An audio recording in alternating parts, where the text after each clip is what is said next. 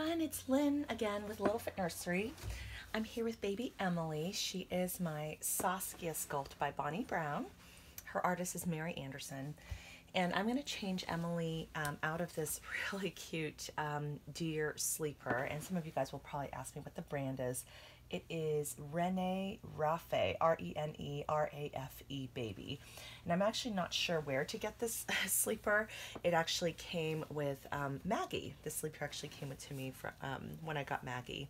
I'm going to change her into this Just One You romper by Carter's. It's super summery. It's really sweet. And I have had other babies wear this before, but I thought it would look really pretty on Emily because she's got this like very peaches and cream kind of complexion. And I wanted to chat about a couple things today. So those of you guys may know, I made a video, I think several months ago, because very alarmingly, YouTube had deleted a couple of Reborn channels. I know, you know, Bella Blessing, and she has a new channel, by the way, which I think is now My Bella Blessing, if I'm not mistaken. I'll put a link to it below. And then Sue Drinkwater, and there were some others. I don't remember everybody whose channel was affected, but it was just like out of the blue, the channels just got deleted, and there's no warning given at all to the channel creators.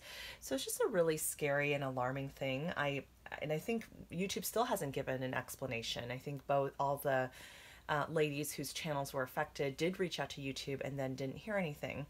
So anyway, I wanted to give a shout out to, actually, this happened to a friend of mine here in the doll community, Shannon, of Lovesme Somerebornbabies. And she now has, her channel got deleted out of the blue.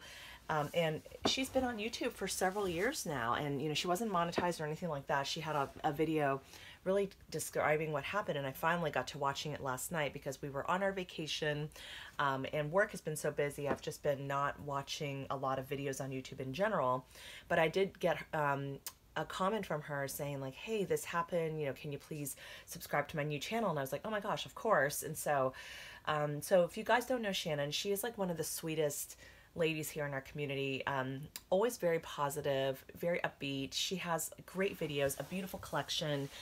She's done some really cool discussion topics, so I do follow her regularly and was really upset to hear that this happened. So just to put in a little plug for her, if you guys can hop over and subscribe to her channel and check it out, that would be awesome. Her channel is Lovesme and then space Somerebornbabies, the number, and then the number 2. So I'll go ahead and put that in the description. But anyway, she had a topic recently that she posted about that I really wanted to chat about. I thought it was a great topic. I don't think it's been brought up before, but the topic is really around what, you know, the topic is around like what do artists have expectations for collectors? And so so anyway, I thought it was a great topic. So anyway, I'm going to change Emily, and then we'll chat about that topic for a little bit. And Audrey, I'll be out later, okay? Okay, I'll come out in a little bit, okay? Mom's doing a video. All right. So, how about give me 20 minutes, okay? Sorry, guys. Yeah, Audrey's watching Rapunzel in the next room, and but I wanted to come in and do this video. So, all right, we're here on a Sunday afternoon. So anyway, so I guess the question is around like, you know, when you need to sell on a doll from your collection, you know, do you worry about, I guess, hurting the artist's feelings? You know, when an artist sells a doll, is there an expectation that you're going to keep the doll for a certain amount of time? And if so, what is that amount of time, you know, that is like, I guess, like a respectable time, quote unquote, before you can sell the doll on and the artist will feel okay about it? And gosh, that is such a good topic. And since I'm a collector, I feel like I'm still mostly a collector, but I am also an artist myself, and I do sell dolls that I've painted. I guess let me answer it from the artist's perspective and then the collector's perspective. So from my perspective, from the artist's point of view, like when I sell a doll and it goes to a good home, I yeah, I actually don't, I haven't really thought about that, in terms of, what, how I would feel if one of my dolls got sold on. But I think since I am also a collector, I definitely understand that, like, for, especially financially, we all have situations that come up. And, sometimes we need to let a doll go from our collection. And so I'd like to think that, I wouldn't be, offended or hurt, but I'm sure there may be a part of me that might feel a little bit like, oh, I guess, oh, that's a bummer that they're selling that doll on. So, and I think that's a normal emotion, because we pour our hearts and our souls into these creations and these works of art. Emily looks really cute, by the way. She looks really cute in pastel colors. Sorry to digress here for a second. But yeah, we do put like our hearts and souls into our artistry and our in our collecting that, sorry, not our collecting, but our dolls that we paint, that I'm sure it is hard emotionally to see that doll move on, or for example, maybe the doll isn't even getting sold on, but maybe the collector that purchased the doll, it likes to really play with the doll a lot more. So the doll is starting to, have some wear and tear, or maybe some boo-boos or some things that like pop up. And, I think for me, I don't, I think it is a business, and it is a business transaction. So I think at the end of the day, like, once that doll leaves the artist's hands, and it's a work of art, and if the collector, it is really up to the collector to do with that doll what he or she wishes, whether that is to keep the doll forever, sell it on after a few months, sell it on after a few years, give it away to somebody, or whatever the situation might be, or, for example, maybe not treat it as gently and have the doll come up with, some different issues. And so so it is tricky though, because I know that it can be, I think a natural feeling and emotion might be to feel, sad or hurt, when that happens. But I think that there are so many reasons why a collector sells on a doll. And just thinking about for myself too, I've sold on dolls that I absolutely love, that there's nothing wrong with them. They're perfectly fine. There are no boo-boos, no faults. There's nothing about it that, that it's not a reflection at all on the person's artistry. But it's just that, sometimes you just don't have that bond. Sometimes that bond happens immediately, and you just are so in love with that baby. And sometimes that bond doesn't happen immediately. Like, maybe you fell in love with the photos, and then getting the doll in person, it just wasn't the same experience. Because I think it's not just the photos, it's how the doll feels in your arms, how they're weighted, and sometimes it has nothing to do with sometimes the quality of the artistry, because you can bond really strongly with a doll that has imperfections, or maybe isn't as created by as top tier of an artist, but you're just, something about that baby just draws you in. It could be the expression, it could be just the way that they're painted, it could just be the way they feel in your arms, or sometimes it can be like your friendship with the artist, and you feel that connection and that bond. And so it's but yeah, sometimes I know for me, like, my two examples of reborns I let go of not too long ago, Maddie, who you guys know is my angel sculpt by Bonnie Sieben, reborn by Melissa George, and Melissa's amazing. I have several babies by her. And then also my Atticus sculpt, my Colton, who I sold to Annie over at Annie Banani's Nursery. Colton, I just don't think that sculpt is for me. Objectively, he's an absolutely gorgeous and amazing doll, but he just wasn't for me. I don't think the sculpt was for me, and I kind of knew it right away. Right when he came home, I was like, oh, he is really cute, but I didn't feel the urge to pick him up. And I think part of it for me too was he had the full body torso, and I have a little harder time bonding when it's like the full body torso, and I don't know why, but it's just not as cuddly for me, at least. And I think Annie has since actually removed the torso, so she's enjoying him just in his more cuddly form with the cloth body. So so for me, it was like, there's nothing wrong. Both of those babies were are absolutely amazing. And oh, actually, yeah, Maddie was adopted by Annie as well, now that I'm remembering. But yeah, sometimes that bond is just not there. And, I just felt like the right thing to do was to let the doll move on. And sometimes, we have a dream baby that comes up that we need to save for. And so financially speaking, sometimes we need to free up funds to be able to do that. And we need to let go of treasured dolls in our collection. And you see this all the time on Doll Fan. People will post, wow, this is such a difficult sale for me to let go of a baby that I just like absolutely love. And sometimes sometimes you don't need it for a dream doll. Sometimes you need it for life happens, and you might need it for medical bills, or you might need those funds for other reasons. And so I would definitely not want, like, I guess any of my customers or people that I've sold dolls to feel obligated to keep that doll forever. And even in the case of, like, for example, letting go of Millie, and that was a tough sale because she's absolutely so cute, and I really waffled for such a long time on whether to sell her because, but the bond for me just wasn't there, and I tried many different things to I guess not force the bond, but to see if I could bond with her as a boy versus a girl, for example.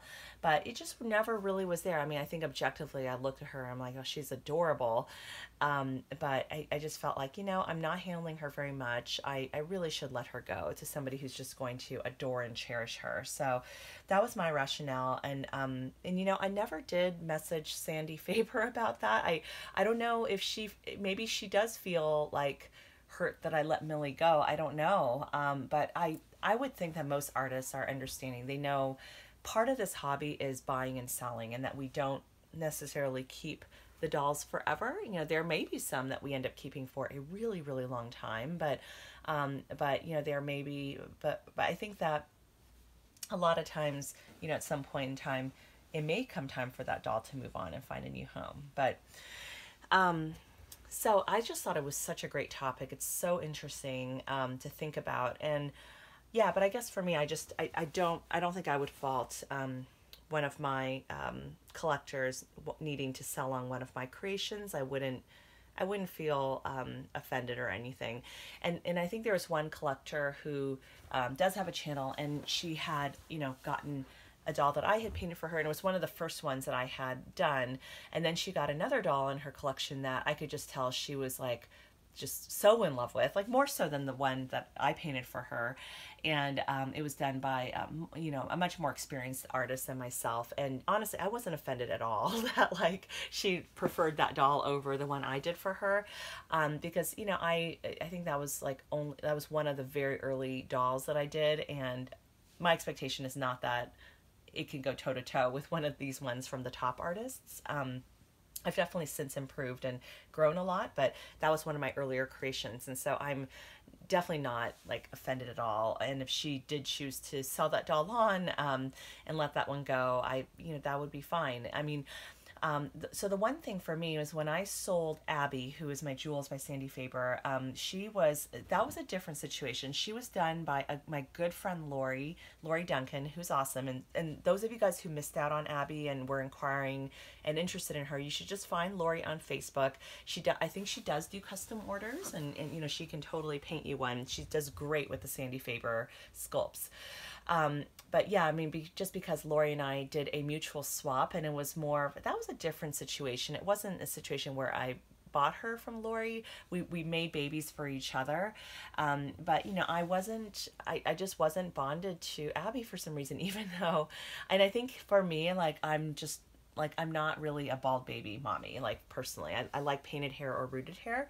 But because she's painted with Genesis, I wasn't sure how to add hair, and I wouldn't want to add hair anyway, just because she's done by Lori start to finish. And I think that it's kind of weird if a different artist adds hair. I don't know. It's fine. It's not a big deal, but for me, I just didn't feel comfortable doing it. So I thought, let me just let her go on to another mommy who will totally appreciate her. And so in that situation, I did message Lori just to let her know, and I also let her know once Abby was sold, and even sent her a couple of the photos that her new mommy sent to me as well. And she's totally being adored and cherished by her new mommy, and who appreciates and loves her very much. And I think that made Lori happy to hear that. So, but I felt like, I guess, kind of awkward about like just even letting her know I was going to be selling her on, because yeah, just because, like, you know, she is a good friend and I didn't want to hurt her feelings at all. It's just, sometimes it's like the sculpt, you know, sometimes the bond is just not there, and it's not a reflection of the artist at all, but it's just, sometimes it's the sculpt, or sometimes it's a certain feature that you kind of like require or need in a doll. But so anyway, I hope that helps in terms of just giving you guys like some of my perspective on that. And you know, I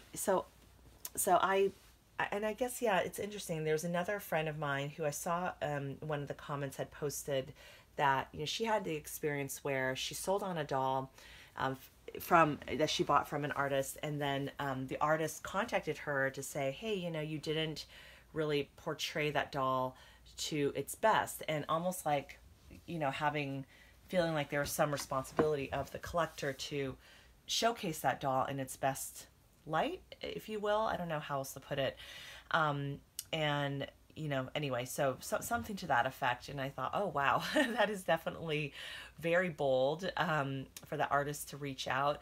But, you know, I think that, I guess I wouldn't stress too much about it, because, you know, once that doll leaves the artist and goes to a collector, it does become a used or secondhand item. And some collectors treat their dolls really gently, and their dolls are like in pristine condition. And I know with rooted hair too, this is where it can be easy for the doll's hair to get messed up and stuff like that. I've been getting like comments or questions asking me, how do I style my doll's hair? And I was like, I really don't style my doll's hair. Like, if I look at my reborns who have rooted hair, the most I'll do maybe is a little spritz of water and just, you know, gentle combing with a toothbrush. Same with like my rooted hair dolls on my silicones. So that's like the most that I do. I don't really use like hair gel or conditioner. I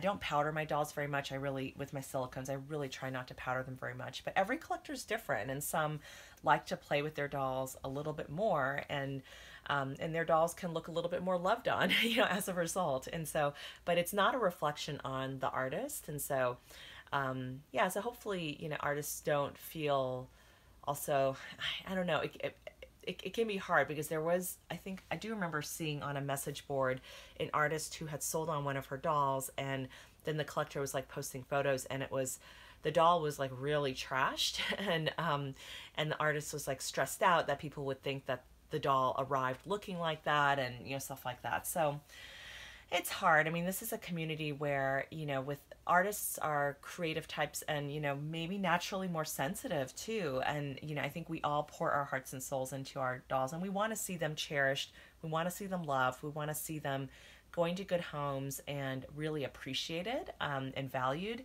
And so, but yeah, but I guess I'd encourage all of us to try not to take it personally when inevitably one of our collectors will need to sell on a doll. And so anyway, I think that's all I have to say about the topic. This is such an interesting topic. Thank you so much again, Shannon, for starting this discussion.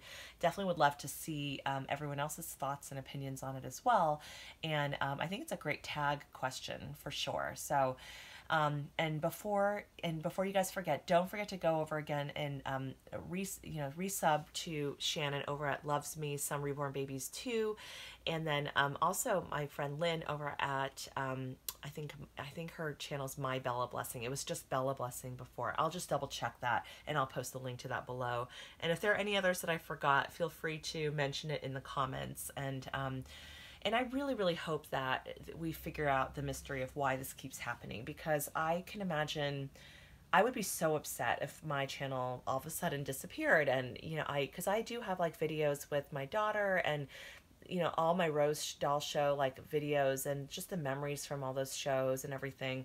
I would be so upset if it disappeared, because the videos take up so much storage space. I don't save a second copy anywhere else. I really don't. And So that would just be so upsetting if I were to lose all of that footage and all those videos and memories. So, but yeah, Shannon, I am so sorry that this happened to you. I know it must have been very heartbreaking. And I'm glad that you're back. I'm glad you started a new channel, and that, you know, hopefully we can kind of figure this out and that this won't keep happening in the future. All right, guys. Thank you guys for watching. Emily's going to say bye to you all, and I'm going to pick her up one more time. Oh my gosh, she's so sweet. She is one of those babies, like she's one of my favorite reborns, you know, because she's just got, it's just like her expression and the way that Mary painted her. She's so like pure and innocent. I don't know what it is. It's like something about how she's painted, but she's just gorgeous. But anyway, I feel so blessed and so lucky to have her. All right, guys, thank you so much for watching. I will talk to you all soon. Have a great day.